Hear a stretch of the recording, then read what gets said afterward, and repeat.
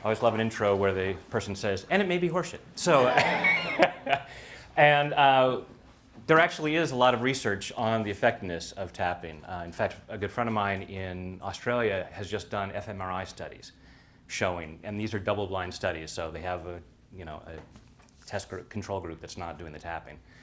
So, is there anyone here who has heard of tapping or EFT?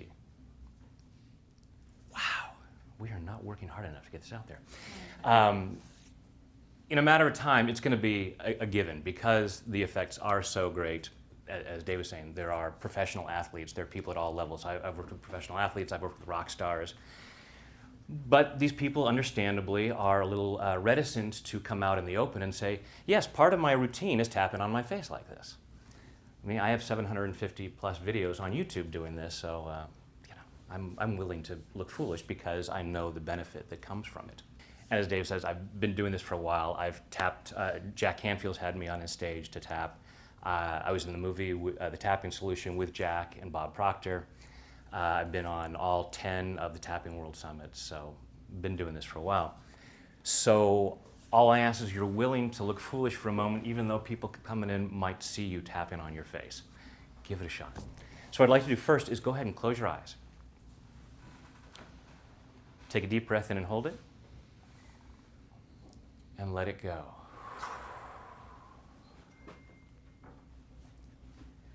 And with your eyes closed, just following your breath through your body, just allowing yourself to be aware of what's going on inside. So first of all, just check in with how you're doing right now. And you may be thinking about things going on in your life, things you have to get going on today. There may even be some stress about, oh my God, I don't have time for this right now. Just allow yourself to be aware of, on a scale of 0 to 10, 10 being feeling awesome, 0 being stressed out, or there may be other things going on in your life that are bothering you. Notice what physical sensations might be going on with that.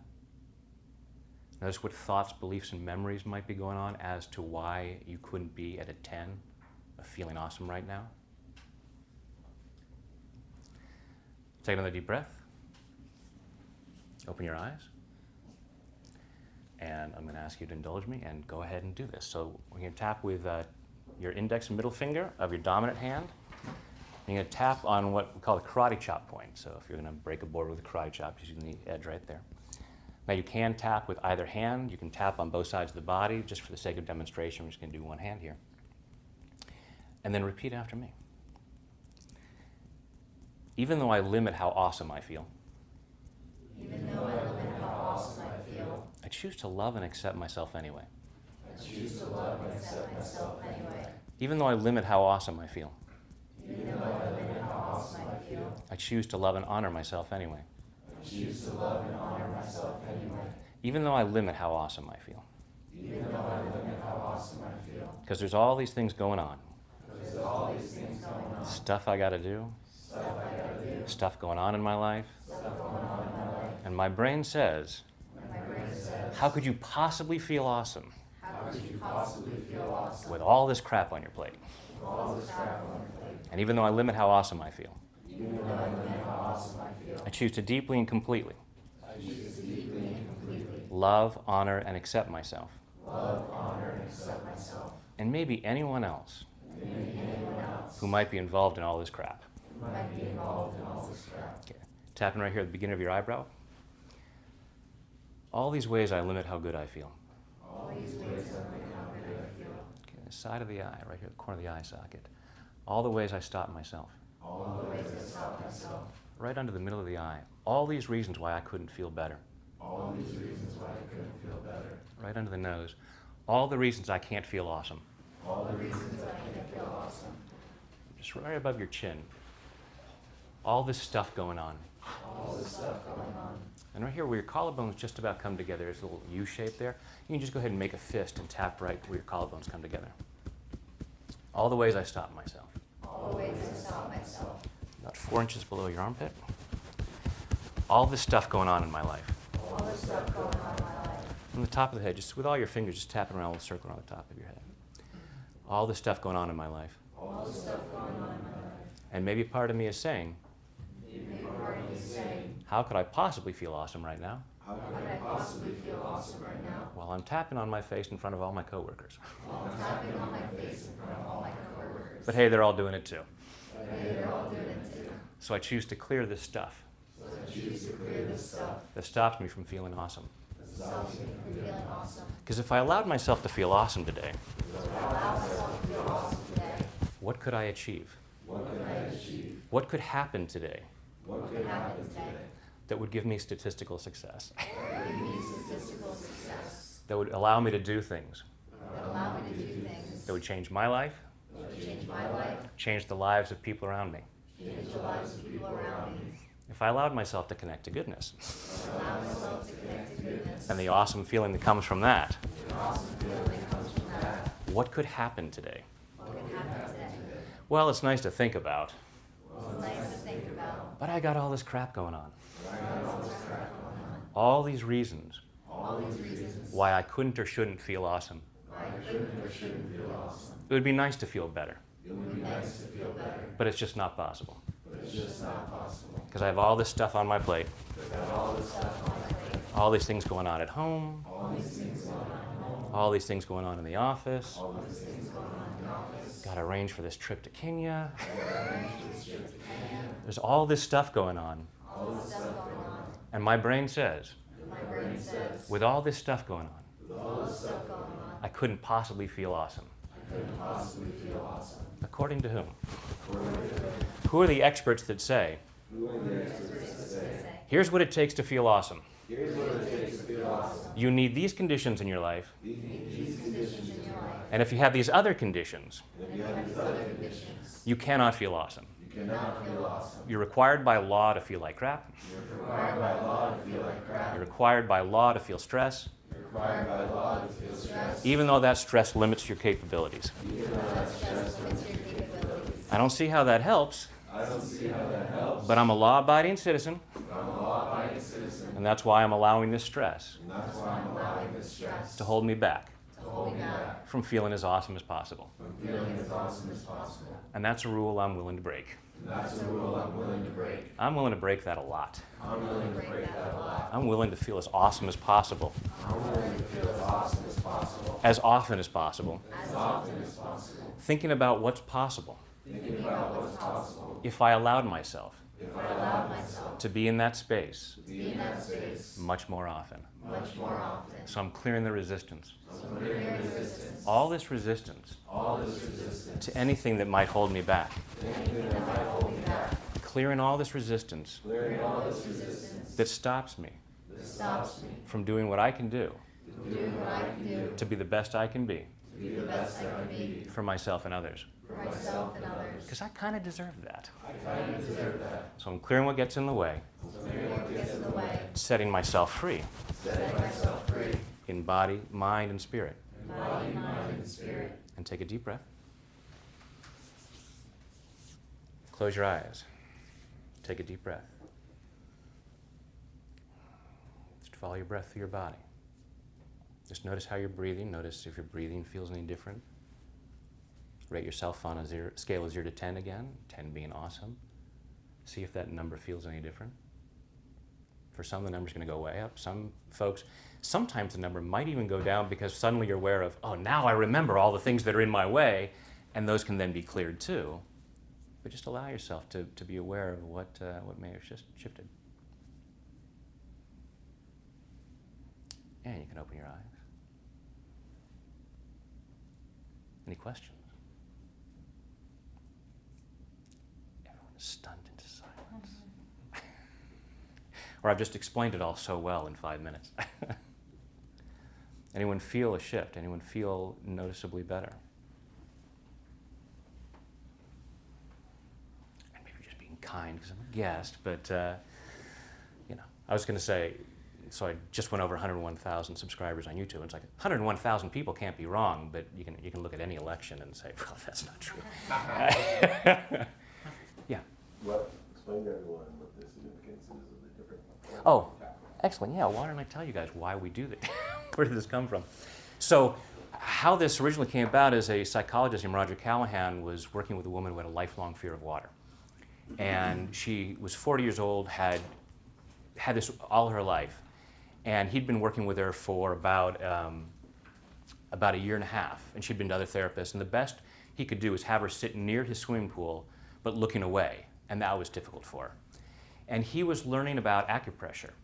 So acupressure, Chinese medicine, been around for thousands of years, and what they say is there's a flow of energy through the body along these pathways called meridians. When this energy gets stuck, we don't feel so good. When the energy flows correctly, we feel great. So an acupuncturist's job is to get that energy flowing naturally and to stay healthy. So he had learned these different points that we're tapping are endpoints for the different meridians that are associated with different organs, that are associated with different emotions. So he said, well, what comes up when you think of water? She goes, well, the physical sensation is a knot in my stomach. He goes, oh, okay, stomach meridian, fear, under the eye. So he tapped under her eye for a moment, and she said, oh, it's gone.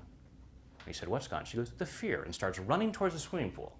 He starts running after her, saying, stop. And she goes, no, I know I don't know how to swim, but she gets down by the pool, starts splashing water in her face. No negative effect. After 40 years of not being able to be anywhere near water. And he thought, oh, that's interesting. He started experimenting with different clients and found that tapping different points in different sequences helped him work through different things. And within a year, he put himself out of business because all of his clients no longer needed his help. So he started teaching this. He had a different set of algorithms for different issues. And one of his first students was a guy named Gary Craig, who had trained as an engineer at Stanford. Thinking like an engineer, he said, well, let's make this simpler.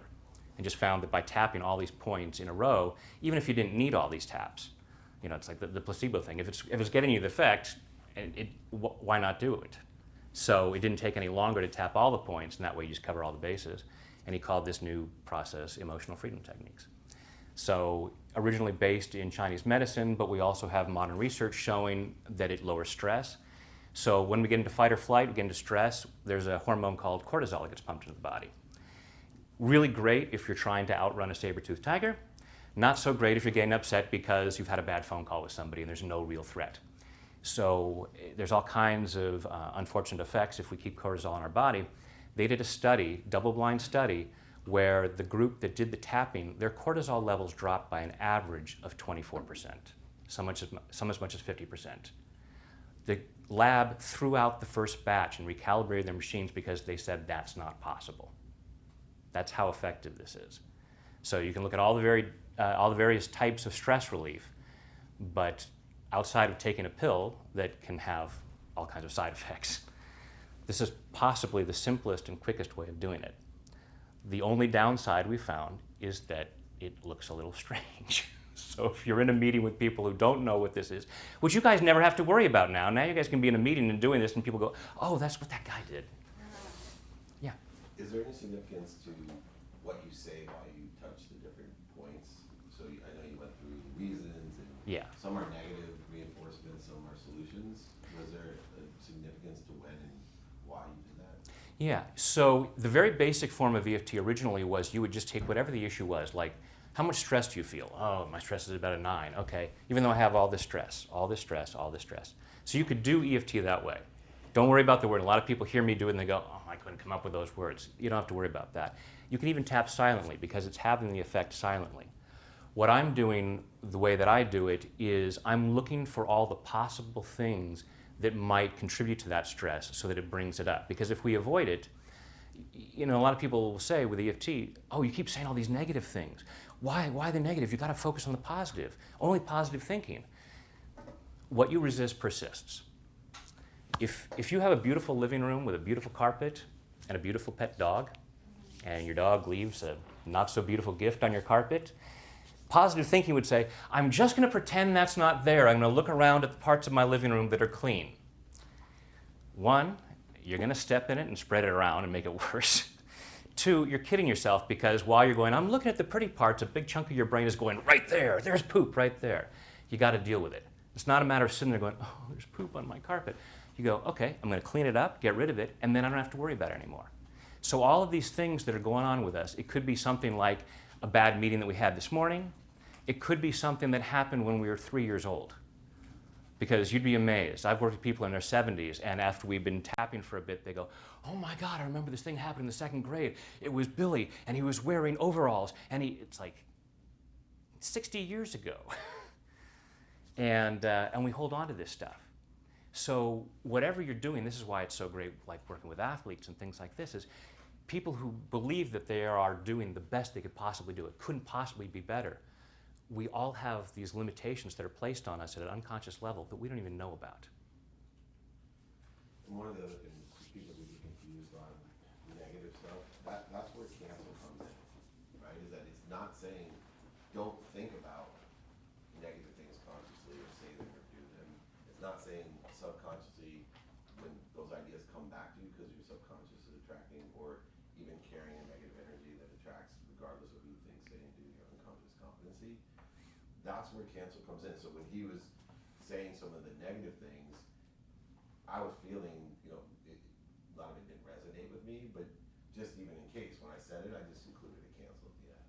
Their way, you're not denying it, you're not resisting it, you're actually just saying, okay, here it is, and it's another way of not wanting it in your Right. energy. You don't deny, defend, or justify the past. It's just what happened. What we're doing, this is just a form of canceling. It's canceling at a mind-body level because there's an energetic component to it. And so there's a stress there. So as we think about, I've worked with people who have traumatic issues that happen when they're younger. Like maybe they were molested as a child. And they can just have a word or a thought and it sets them into that and they go like this, even though it happened decades ago. It's trapped in the energy and we can tap maybe for just a few minutes sometimes and it's gone. And there's no longer any, it's canceled completely at an energetic level. And someone could mention it and go, oh yeah, it happened.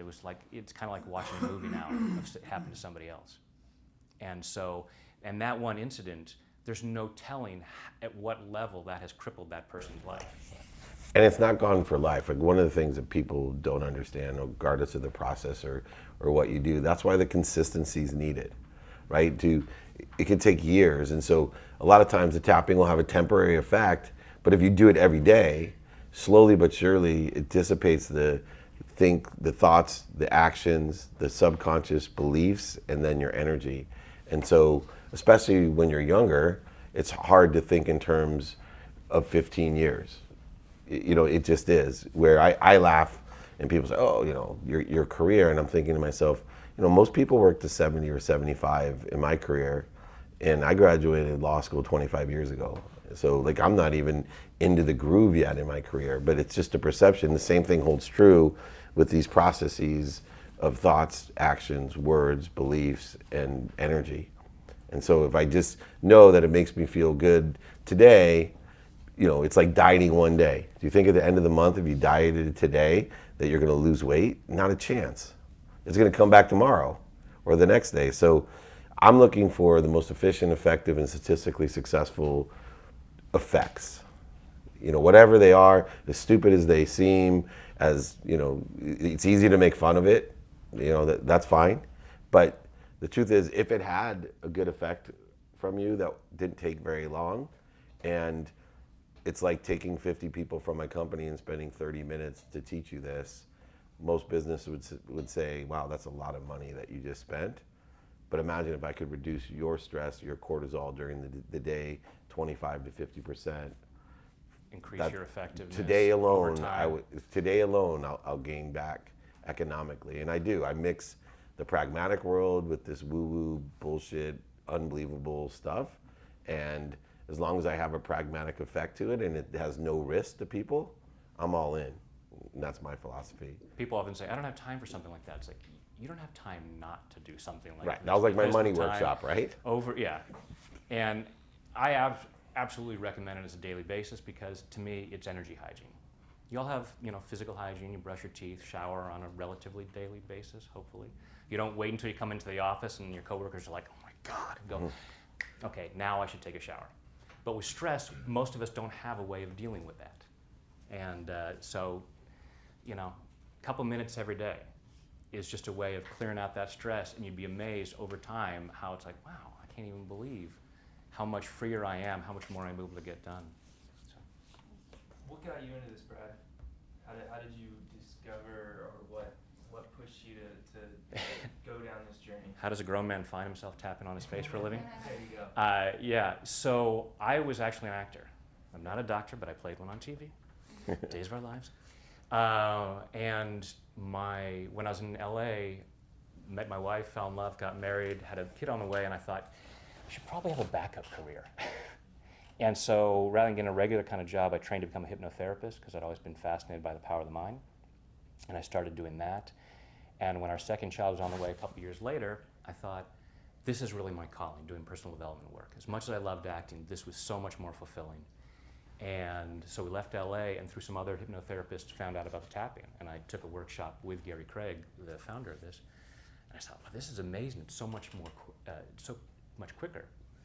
And so I started to transform from doing hypnotherapy into doing tapping. I still do some hypnosis on the side, but and then early on in my career, YouTube happened. I know some of you are younger than YouTube, maybe, but I thought I'm going to come up with a video and that people can start their day with a tapping routine. I'm going to call it Tap of the Morning, and that was all I ever intended to do. And then 6 months later, I thought, oh, I really ought to have a video to end the day called Tap of the Evening. And then a few months later, I had another idea, and now I have like 750 videos. So if you found this of any value or want to see how much more value it can be, you just go on YouTube and find, I have almost any issue you can think of, success, depression, love, money. But for some of you, you may have found a profound effect. This is usually how it goes. Sometimes with tapping, it's like that. Literally, I can take somebody, and if they have something heavy going on, then in a matter of minutes, it's gone, and they're like, wow. You know, Dave sets a pretty casual atmosphere here. You guys are in a pretty good place here. So to come in here, it's like, okay, I'm going to clear all the negativity. Okay, there's got to be some negativity in here that I can clear. No. But It's all behind you. yeah. Especially the one crossing your arms. Yeah. Is blocking. So if you know, so there may not have been a lot for you to move from. If someone's in a really good place and I say, let's tap, there are always benefits. Like Jack Anfield, when I was at his event, was saying, you know, there's no bad tapping. You know, I'll tap my wife, like, what's bothering you? It's like, nothing's bothering me, but I know that I can do better. I want to go from where I'm at, even though I'm in a good place, I want to go even better. And so I want to clear whatever limitations might be there, even if I'm not consciously aware of them. So, yeah. Do you think it's like more the mindset of being in a place where you're trying to clear those emotions, or the tapping itself? You know, and it's one of those things where you can't, you know, absolutely without a doubt say what that is.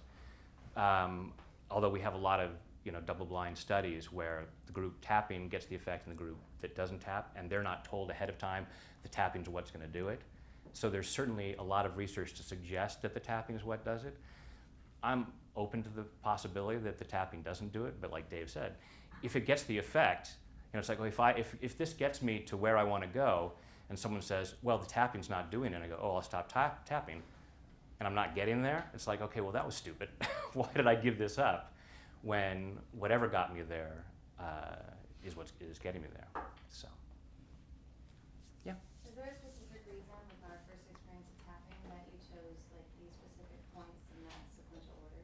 No, with EFT, the protocol for emotional freedom technique is those points. So we always use those points, as opposed to the original thought field therapy, which would say, okay, if we're going to work on anxiety, we're just going to tap this point and then this point. So it's just much easier to go through, and so it's always that same tapping around. And you know, when you're out some more stressed, and you could just tap those points without even saying anything. Does it have to be in that order? It doesn't, and I'll tell people, you know, you may find that one particular point helps. I was on an airplane. First time I got on an airplane after 9/11, I froze, got to my seat, and I couldn't move. And it's like, oh, I gotta get off the plane. And you know, at that point, they weren't letting people off the plane after you got on. It's like, oh wait, I could tap. And I think I just tapped under my eye or side of the eye, and was able to calm down and sit down. So, yeah. So you may find at certain points, I just want to tap a particular point and just go with it. Does this have any relationship with exercising the 7 chakras at all? It could, and I have a video on working with chakras, and a lot of my colleagues are chakra experts. It's all working with the body's energy. So these particular points are not necessarily related to the energy centers of the chakras, but I believe since everything is energy, it's all working on the same field. those pressure points that you were discussing, or is it just tapping in general? Like if I just tap on my desk, would it have the same, similar effects, or? Well, I don't know if you'd get the same effects. I mean, you have meridian points in your fingertips, so you'd still be doing some tapping and getting stimulation there. I find it's more effective when I'm tapping these particular meridian points. But I always tell people, experiment. I'm not big on rules about this. It's like, hey, if you find that just tapping on that, you're still going, oh, I'm getting the same great results. Fine. Then there's subtle places you can tap the side of the hand, or just tapping these points where people don't notice. You can also sometimes hold the points. I was at the opera once and I wasn't feeling real good, and so I just went like this, which is fine, because at the opera, you look around, there's a lot of people like this. So just blend it right in. All right. Yeah. Thanks for being willing. Thank you very much. Big round of applause.